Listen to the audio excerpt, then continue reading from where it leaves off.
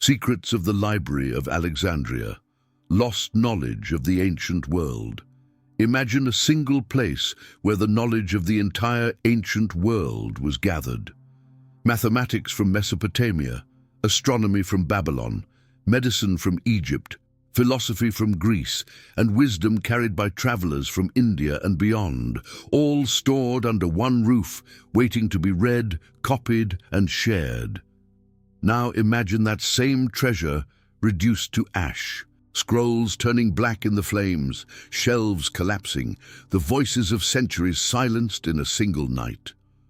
What vanished with the fire? What truths were erased? And how different might our world be today if that knowledge had survived? This is the haunting story of the Library of Alexandria. For centuries, it has stood as a symbol of both ambition and tragedy. Ambition, because its founders dared to imagine a library that contained everything humanity had ever discovered. Tragedy, because that dream was destroyed, leaving behind only fragments, rumors, and questions that echo across time. The library was not a myth. It was real, rising in the bustling port city of Alexandria in Egypt during the reign of the Ptolemies. Built near the harbor, where ships from every known land arrived, it stood as a beacon of learning and power. Sailors docking in Alexandria were said to surrender their books and scrolls for copying. The originals stayed in the library, while the copies returned to their owners. Over time, the collection swelled into hundreds of thousands of manuscripts. Some say nearly 1 million, but we know almost nothing about what those scrolls contained. Were they simple records of trade and agriculture, or did they hold secrets capable of transforming civilization? Did the library preserve maps of unknown lands, medical treatments centuries ahead of their time, or accounts of civilizations now erased from memory? Or were those hopes exaggerated, the romantic invention of later generations mourning a loss they could not measure? The truth may never be fully known, and that is what makes the Library of Alexandria so powerful. It represents not only what was lost, but what could have been. It is a doorway to an alternate history, a history where humanity advanced faster, healed sooner, traveled farther, and perhaps avoided centuries of darkness. The tragedy of Alexandria is not just that a building burned, it is that possibility itself was reduced to ash. The knowledge that could have changed the trajectory of the world slipped through our fingers, leaving us to wonder whether the cure for disease, the solution to energy, or even the key to understanding the universe itself once lay in those halls. And yet, the library continues to inspire us. Historians, archaeologists, and dreamers still chase whispers of what it contained. Its shadow lingers in every debate about progress and loss, about memory and forgetting. The fire that consumed it still burns in our imagination. Tonight, we begin a journey not only into the past, but into a mystery that defines us as a species. Why do we gather knowledge? Why do we lose it? And what happens to us when we do? This is not just a story about history. It is a story about who we are and who we might have been. It is about the power of memory, the cost of forgetting, and the fragility of knowledge. Because the question is not only what was destroyed in the Library of Alexandria, but also what might still be hiding in the fragments that survived. The dream of Alexandria. To understand the Library of Alexandria, we must first return to its origins. A city born of ambition, designed not only as a seat of power, but as a beacon of knowledge. Alexandria itself was the vision of Alexander the Great, who founded it in 331 BC.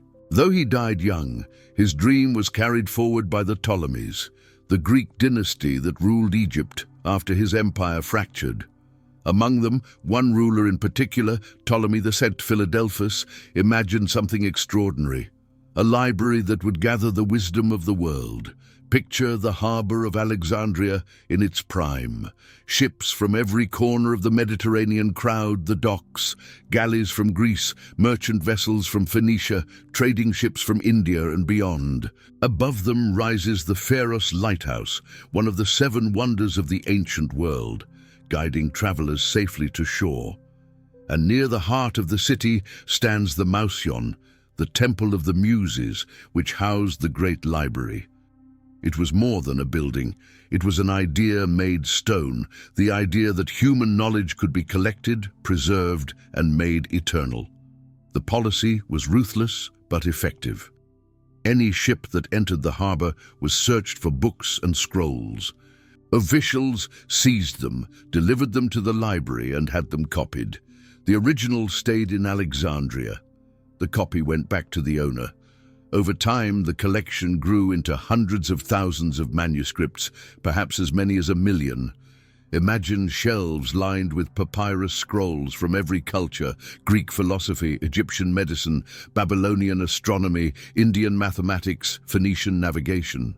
For the first time in history, the knowledge of multiple civilizations was gathered in one place. This was not just about preserving information, it was about power.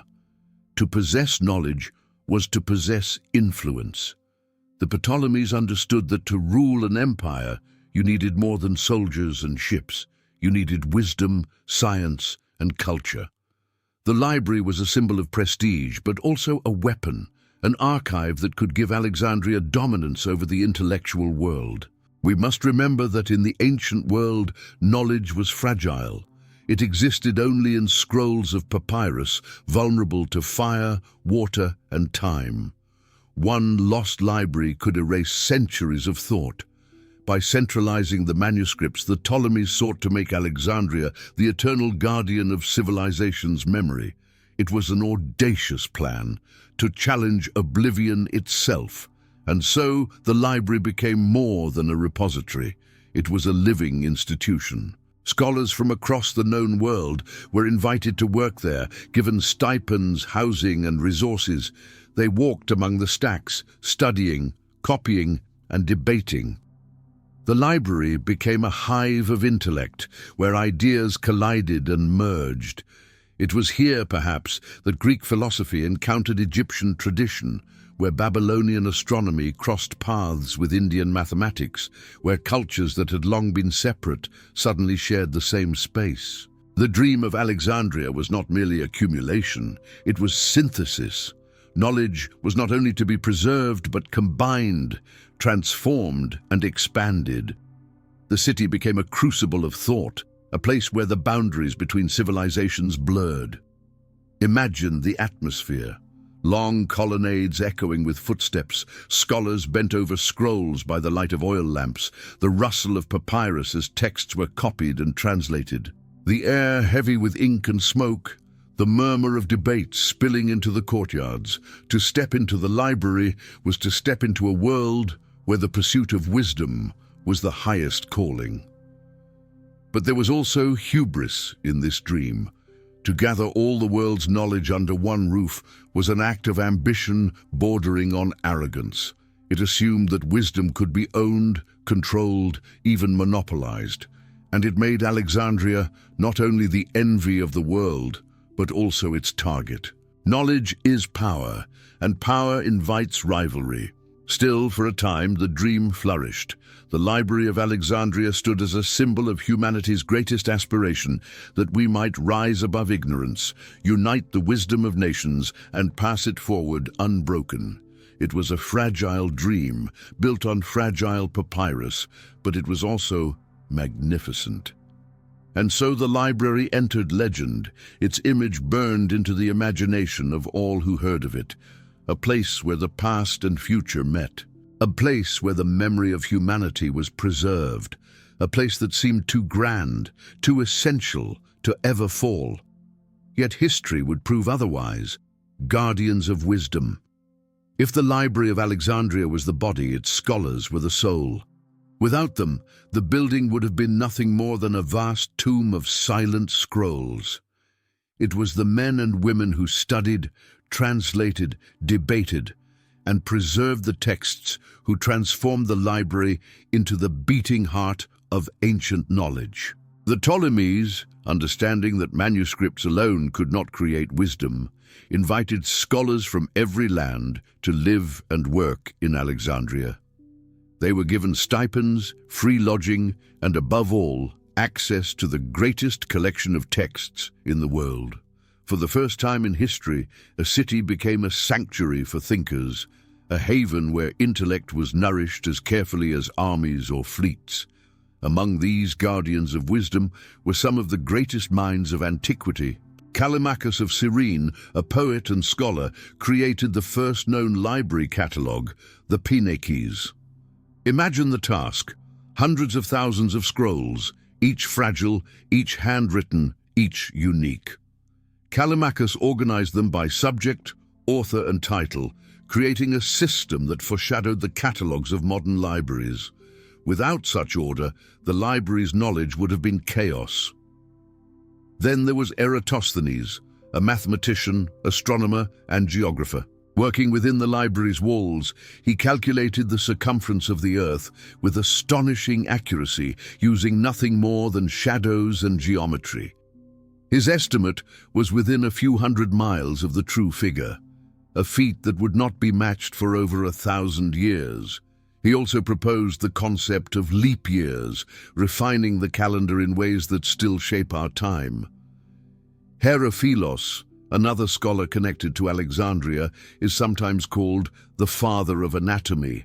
In an age when dissection was taboo, he studied the human body, identifying the brain as the seat of thought and distinguishing between arteries and veins. His discoveries, recorded in texts that may have been housed in the library, shaped medicine for centuries. These names are only fragments, whispers of a larger chorus. Imagine the countless anonymous scribes, translators, and thinkers who labored in Alexandria. Papyrus rustling under their hands, ink staining their fingers, eyes straining by the light of oil lamps. They copied Greek philosophy into Egyptian scripts, Egyptian medicine into Greek, and foreign languages into forms intelligible to new readers.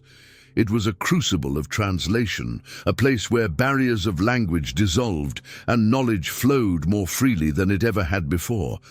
The library was more than a collection. It was a meeting place of civilizations. Mesopotamian star charts may have rested beside Egyptian medical treatises.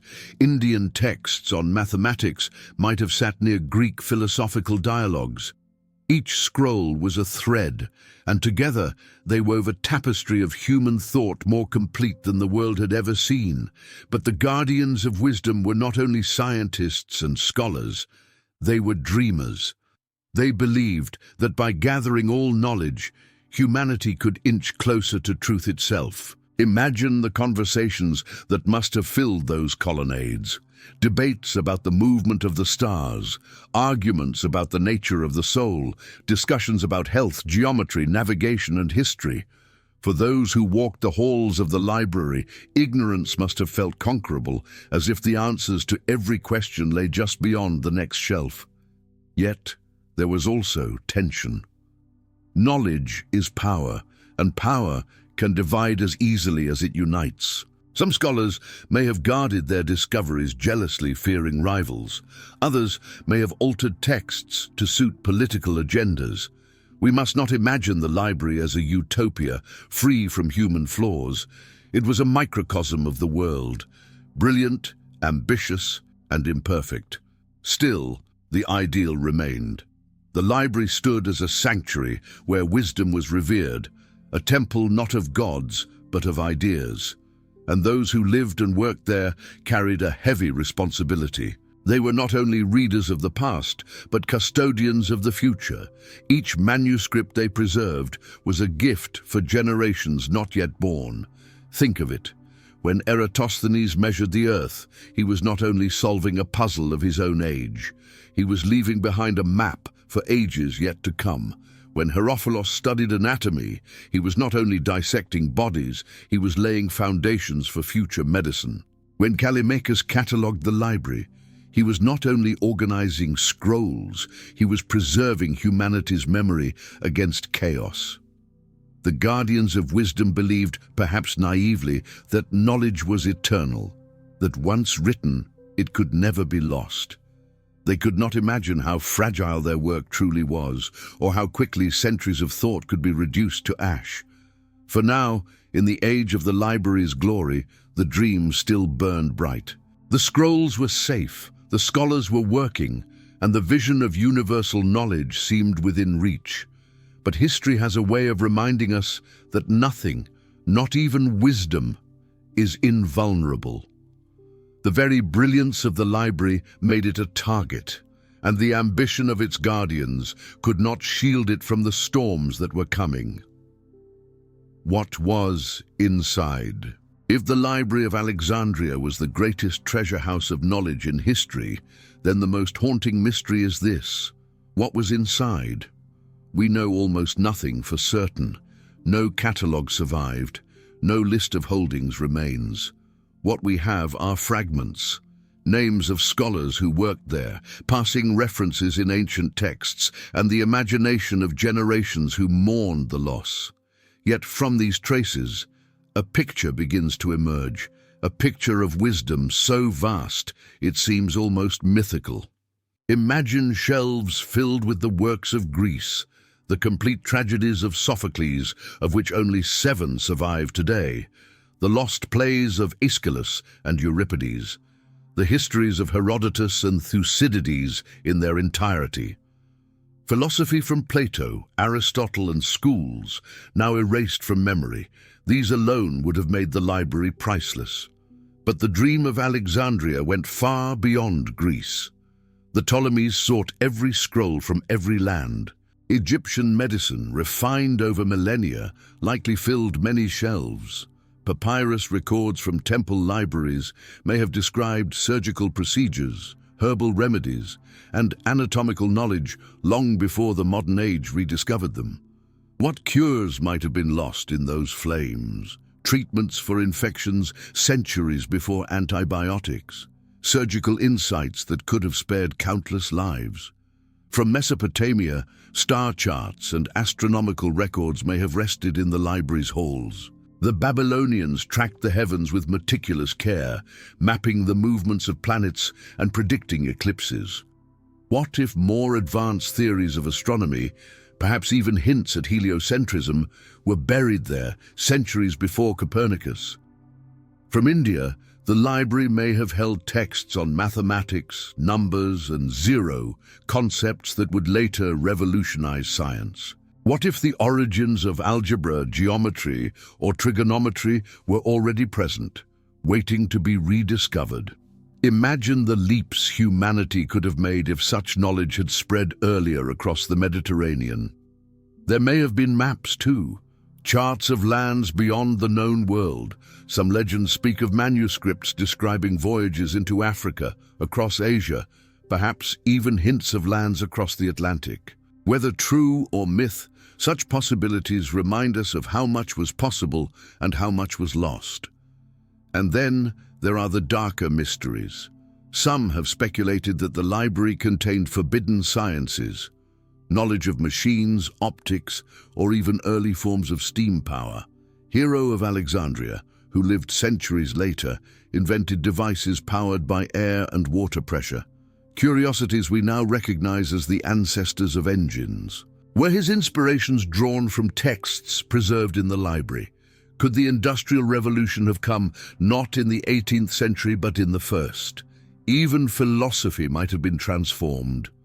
What dialogues, what treatises, what reflections on the nature of the soul, the cosmos and the divine were reduced to ash. Entire schools of thought may have vanished, leaving us only with echoes of what once was. It is easy to romanticize, to imagine miracles hidden in the scrolls of Alexandria, and perhaps some of these dreams go too far. But the truth is that even the most conservative estimate of what was lost is staggering. The complete works of ancient authors, the accumulated wisdom of Egypt, Babylon, and India, the records of civilizations whose voices are now silent, all gone. Knowledge is fragile. It lives only as long as it is remembered, copied, and preserved. In Alexandria, it was gathered together in one place, as if to defy time. But that very act of concentration made it vulnerable. One spark, one act of war, one careless hand, and centuries of thought could vanish. And vanish it did. The tragedy of the library is not only that we lost what we had, it is that we will never know what we could have had, what cures were delayed, what voyages postponed, what ideas silenced. The very gaps in our history may be the shadows of Alexandria's lost shelves. To think of what was inside the library is to feel the weight of possibility. It is to imagine an alternate history, one where the human story raced ahead, where centuries of suffering and ignorance were avoided. It is to confront the fragility of knowledge and the terrible cost when it is lost. And this, perhaps, is why the library haunts us still, because it is not only about what was, it is about what might have been, fire and ashes. If the dream of Alexandria was to preserve all knowledge, its greatest tragedy was how easily that dream was undone. For centuries, stories have swirled about how the library was destroyed. Some say it perished in a single catastrophic blaze. Others insist its ruin was gradual, the result of neglect, political turmoil, and repeated acts of violence. The truth, like the library itself, remains elusive. One of the earliest and most famous accounts points to Julius Caesar. In 48 BC, during his campaign in Egypt, Caesar found himself trapped in Alexandria's harbor. To block his enemies, he ordered the ships in the docks to be set on fire. The flames spread beyond control, racing from the wooden masts to the warehouses and into the city itself. Ancient writers tell us that the fire consumed nearby buildings, including storehouses that may have contained manuscripts destined for the library. Did Caesar's war ignite the first great tragedy of lost knowledge? Some sources say thousands of scrolls were destroyed that day. Others suggest the library itself was not yet touched, that only satellite collections were lost. The ambiguity lingers like smoke. Centuries later, another story places the blame on Emperor Aurelian. In the 3rd century AD, while fighting to reclaim Alexandria from rebellion, his forces battered the city's districts. Parts of the Bruttian, the quarter where the library stood, were devastated. Could this have been the final blow that crippled the institution? Once again, the sources whisper but do not confirm.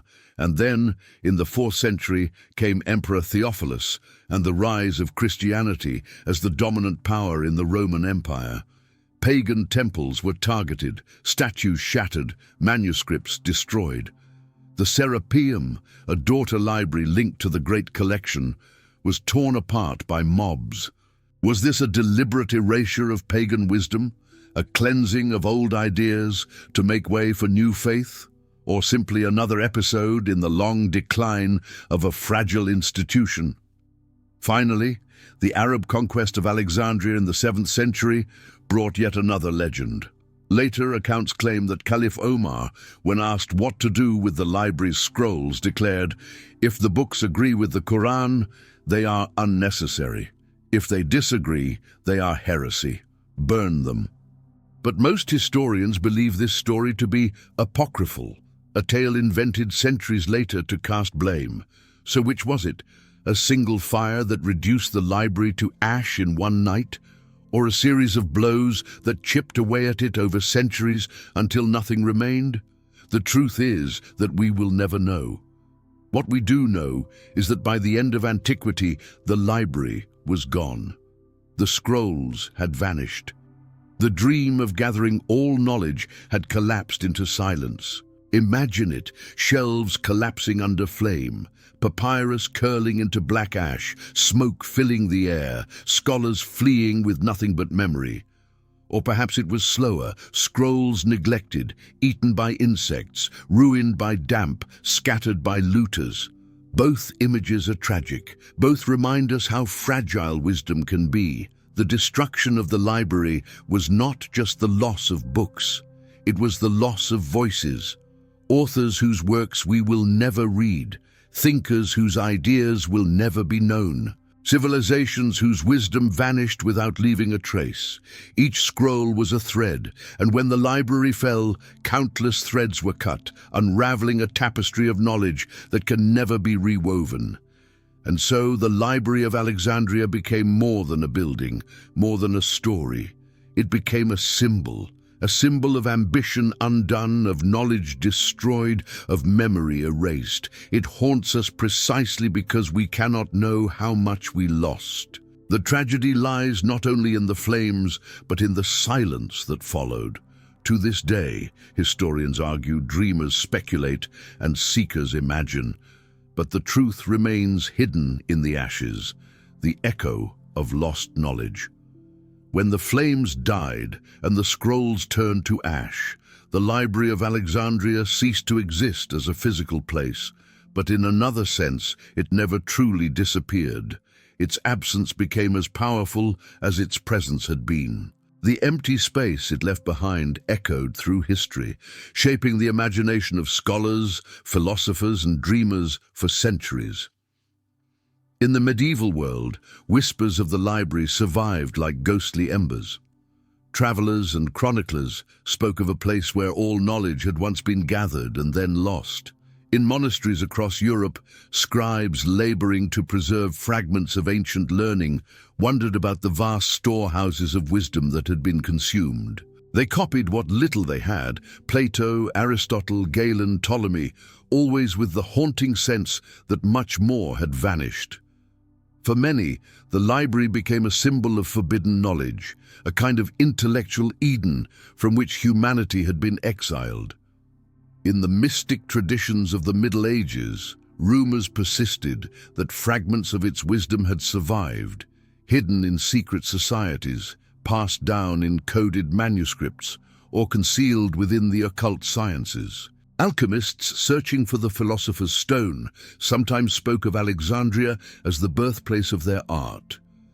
The Hermetic texts, attributed to Hermes Trismegistus and deeply influential in medieval thought, were said by some to have roots in the vanished library. The Renaissance rekindled this fascination. As Europe rediscovered ancient texts, scholars dreamed of what might still lie beyond their reach. When lost works of Greek philosophy resurfaced through translations from the Islamic world, many asked, were these only scraps from the fire of Alexandria? And if such fragments could survive, what unimaginable treasures might still be hidden, waiting to be found?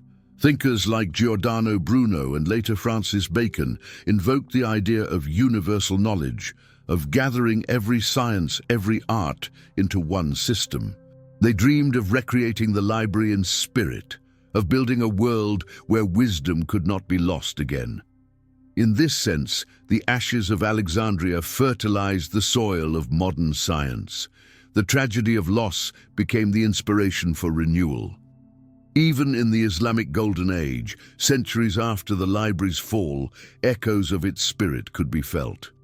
Scholars in Baghdad's House of Wisdom carried forward the same mission: to collect, translate, and expand the knowledge of many cultures. They inherited fragments of Greek, Persian, and Indian thought, and like the Alexandrians before them, wove these threads into something greater. Some even believed they were continuing the dream of Alexandria, breathing life into what had been lost. But the echo of the library was not only intellectual, it was emotional.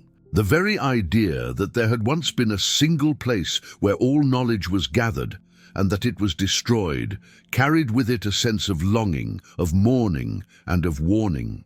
It haunted poets and storytellers who spoke of it as a paradise lost. It inspired philosophers to imagine what might have been and scientists to strive for what still could be. Over time, the library became a kind of myth, larger than life.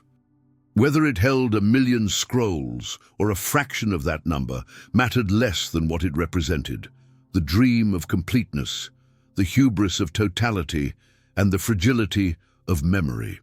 Every time a book was lost, every time a manuscript perished, humanity seemed to relive the burning of Alexandria, and so the library's shadow stretched across the centuries. It reminded us that knowledge is never guaranteed, that progress can vanish in a heartbeat, that civilization is always one disaster away from silence, but it also inspired resilience.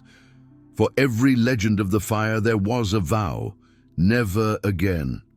The printing press, the rise of universities, the establishment of archives and libraries across the world, all carried within them a piece of that vow, an unconscious promise to rebuild what Alexandria had lost. Even today, when we speak of digital preservation, of archiving humanity's data, of protecting against the fragility of memory, we are echoing Alexandria. The tragedy of its destruction became a lesson etched into history. Knowledge must not only be created, it must be safeguarded. The echo of the library is, in the end, a paradox. Its absence has been as fruitful as its existence. Its loss inspired the Renaissance, fueled the dreams of alchemists, haunted philosophers, and still lingers in our collective imagination. We cannot know what was inside its walls, but we know what it meant. And in that meaning, the library survives. Not as a building of stone and papyrus, but as an eternal reminder of what it means to seek truth. And yet, the echo also leaves us restless. Because to hear it is to wonder how much of who we might have been was reduced to silence in that fire. How much of the world we know today is built not on the fullness of wisdom, but on the fragments that survived. Searching for the fragments. If the Library of Alexandria was reduced to ash, was everything truly lost? Or do fragments of its knowledge still survive, scattered across the world, hidden in the dust of forgotten archives?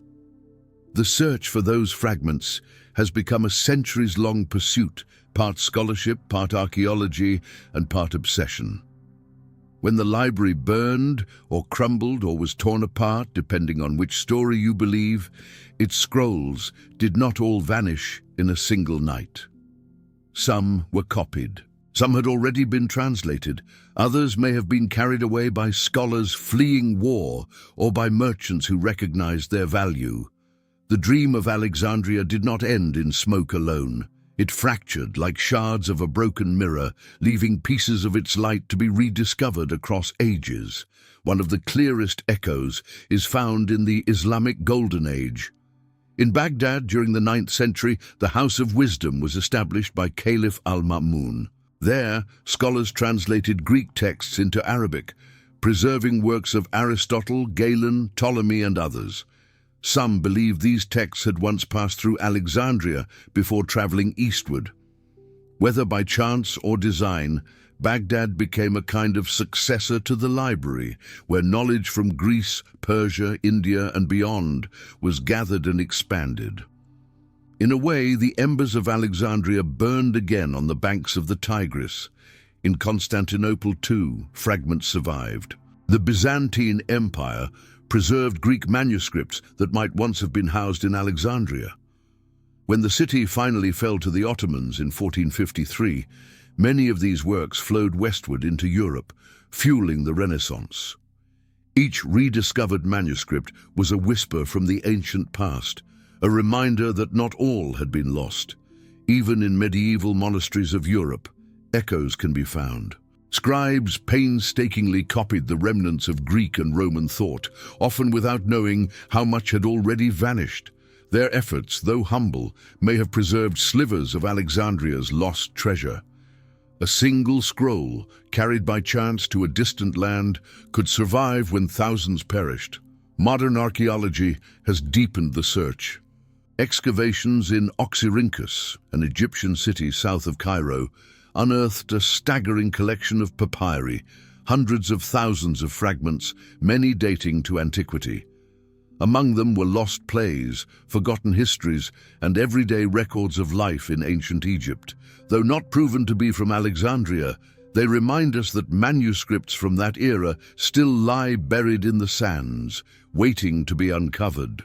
Some scholars even speculate that hidden caches of scrolls may still exist in sealed tombs, caves, or ruined temples across the Mediterranean. Discoveries like the Dead Sea Scrolls, found in jars near Qumran in the 20th century, show that ancient texts can survive millennia under the right conditions. Could there be similar treasures connected in some way to the Alexandrian tradition still waiting for us? Beyond physical fragments, there are intellectual ones. Ideas that seem to leap across time, too advanced for their age, hint at ancient sources now missing. How did Eratosthenes calculate the Earth's circumference with such precision? How did ancient engineers conceive machines like the Antikythera mechanism, a clockwork computer centuries ahead of its time? Were such insights isolated genius, or did they rest on texts now lost to history? The search for fragments is not just about papyrus. It is about tracing echoes in thought, in invention, in sudden leaps of knowledge that seem to come from nowhere. Every rediscovered manuscript, every unearthed fragment, every strange survival is a reminder that Alexandria's dream, though shattered, was never fully extinguished. And so the quest continues. Historians sift through archives, archaeologists dig in deserts, scientists use infrared imaging and digital reconstruction to recover texts that were once illegible. Technology is, in a sense, helping us fight back against the fire. The more we recover, the more we glimpse what might once have been whole. Yet the tragedy remains. For every fragment found, there are thousands more that are gone forever. The library will never be reconstructed. Its contents can never be fully known. We live in the shadow of what was lost. But the search itself carries meaning. It is a declaration that knowledge is worth pursuing, even when it slips beyond our grasp. The fragments we find remind us of the fragility of wisdom, but also of its resilience. Knowledge can be scattered, hidden, even burned, and still it survives in pieces, waiting to be rediscovered. The story of Alexandria is not only one of loss, but also of survival and of the human drive to recover what has been forgotten. And perhaps that is the greatest echo of all. If it had survived. History is shaped not only by what we know, but by what we lose. To imagine the Library of Alexandria intact is to imagine an alternate world, a civilization centuries ahead of its time. What if those flames had never touched the shelves? What if the scrolls had survived the centuries, their wisdom passed from generation to generation? Consider medicine. Ancient Egypt was already advanced in surgical techniques, herbal remedies, and anatomy. Herophilos and other scholars of Alexandria were dissecting the human body, identifying the brain as the center of thought, distinguishing arteries from veins. What if their discoveries, preserved in the library, had spread without interruption? Antibiotics might have been discovered not in the 20th century, but in antiquity. Vaccines could have emerged in the Middle Ages. Diseases that killed millions might have been conquered centuries earlier. Humanity's suffering, plagues, and pandemics might have been profoundly reduced. Consider astronomy. Babylonian star charts and Egyptian calendars preserved in Alexandria may have held insights about the movements of planets and the nature of the cosmos. If heliocentric models had been accessible to scholars long before Copernicus, the scientific revolution might have erupted in the 1st century instead of the 16th. Imagine telescopes built in Rome, satellites orbiting Earth in the Middle Ages, space exploration not in the 20th century, but in the Renaissance. The human journey to the stars might have begun long ago. Consider technology. Ancient inventors like Hero of Alexandria created steam-powered devices that were treated as curiosities rather than engines of industry. If such knowledge had been nurtured and expanded through the library's archives, the Industrial Revolution might have arrived nearly 2,000 years earlier, Factories could have risen in the age of the Caesars. Electricity, engines, and machines might have reshaped the world before the fall of Rome. What would a civilization with both aqueducts and electricity have looked like? What kind of empires would have risen or fallen under such power?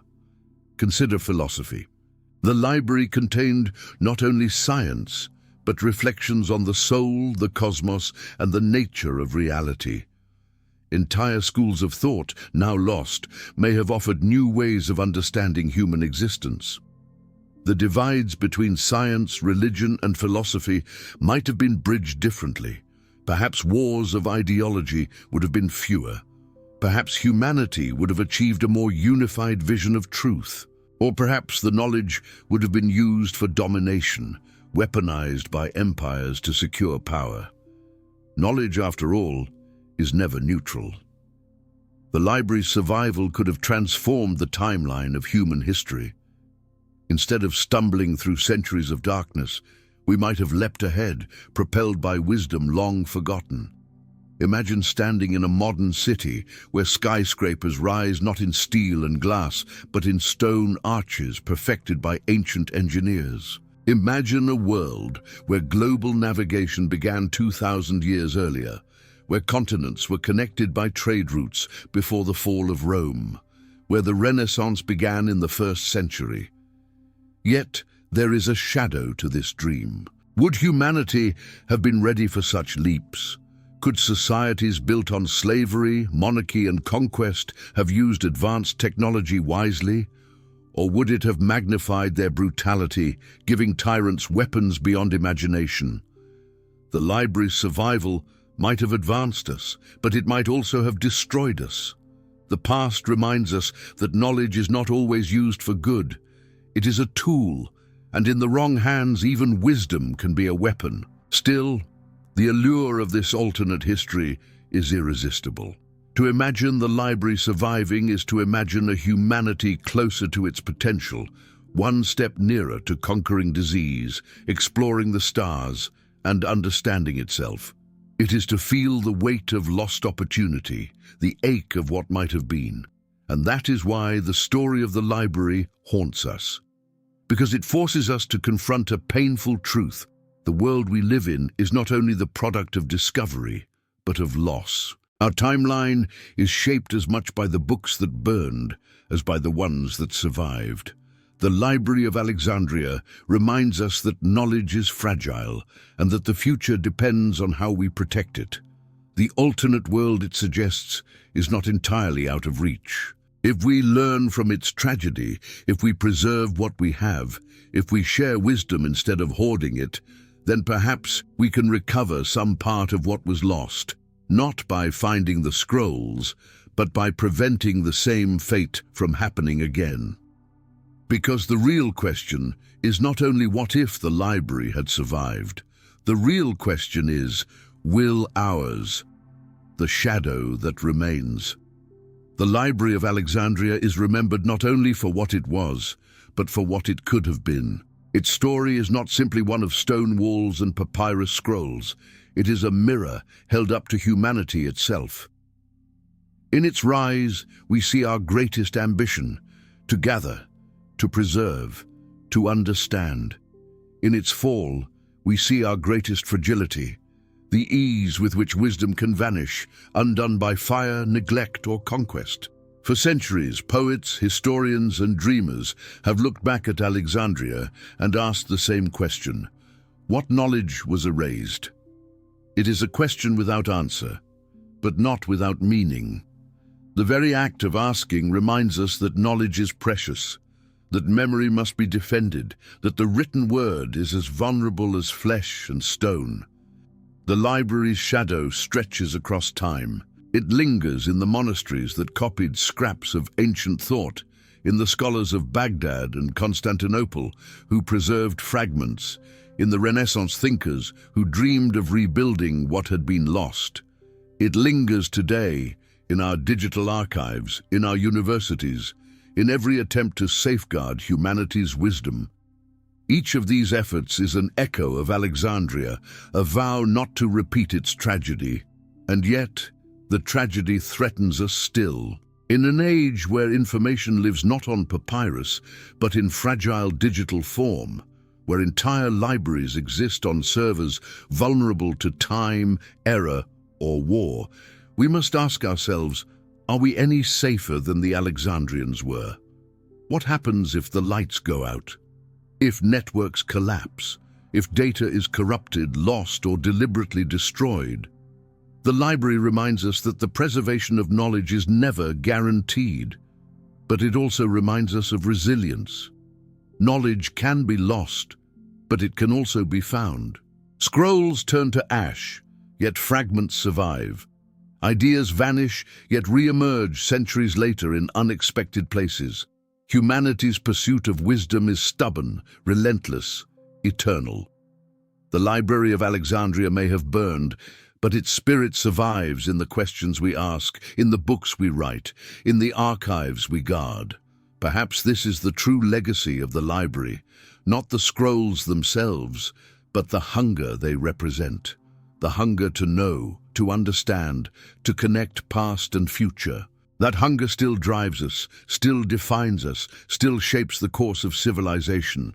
And so, when we remember Alexandria, we are not only mourning the past, we are also warning the future.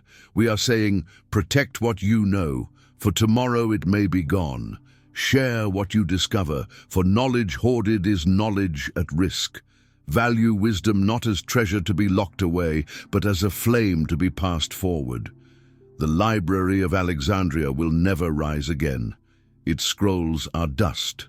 Its shelves are empty, but its meaning endures. It is a ghost that walks with us, a shadow that reminds us of who we are and of who we might have been.